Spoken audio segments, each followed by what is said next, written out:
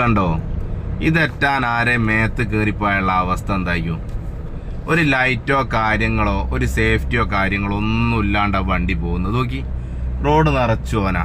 ഏതെങ്കിലും ഒരു ബൈക്കുകാരനോ അല്ലെങ്കിൽ ഒരു കാറുകാരനോ പെട്ടെന്ന് ഈ വണ്ടി തന്നെ ചവിട്ടിയാൽ പോരെ, ബേക്ക് കൊണ്ടുവച്ച് കയറിപ്പോലേ.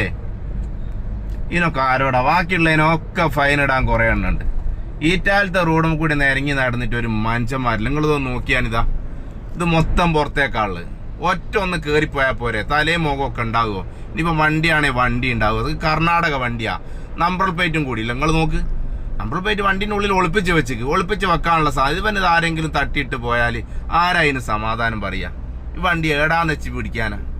കർണാടക വണ്ടിയാ. ഈ കേരള വണ്ടിക്ക് ഫൈൻ ഇടുന്നത് നിർത്തിയിട്ട് ഈ പുറത്തുനിന്ന് വരുന്ന സംസ്ഥാനത്തുള്ള വണ്ടിക്ക് ഫൈൻ ഇടാൻ തുടങ്ങിയാണ്ടല്ലോ നമ്മളെ ഖജനാവ് ഫുള്ളാ. അതാരും കണ്ണോണ്ട് കാണൂല. നമ്മളെ വണ്ടിക്ക് പാഞ്ഞ് പിടിച്ച് ഹെൽമെറ്റ് ഇല്ല, അതില്ല ഇതില്ല എന്ന് പറഞ്ഞ് പിടുത്തടാ 100 ആൾക്കാരാ. ആദ്യം പുറത്തെ സംസ്ഥാനത്ത് നിന്ന് ഒരു ആമാടെ ഇല്ലാണ്ട് വരുന്നേറ്റിങ്ങളാ വലി ഓലെ പിടിച്ചിനെങ്കിൽ തന്നെ ഖജനാവ് ഫുള്ളാവും. എന്നാൽ അവിടെ നാട്ടിലുള്ളവർക്ക് സമാധാനമായിട്ട് ജീവിക്കാനും ഇത് ചെറിയ പിടുത്തം പിടിക്കും. വലിയവർക്ക് നല്ല സുഖമായിട്ട് ജീവിക്കാം. ഒരു ലൈറ്റോ കാര്യങ്ങളോ ഒന്നും ഇല്ല കേട്ടോ. ഇതിന് ഒന്ന് പറ്റെങ്കിലും ഒന്ന് ഷെയർ ചെയ്യേ.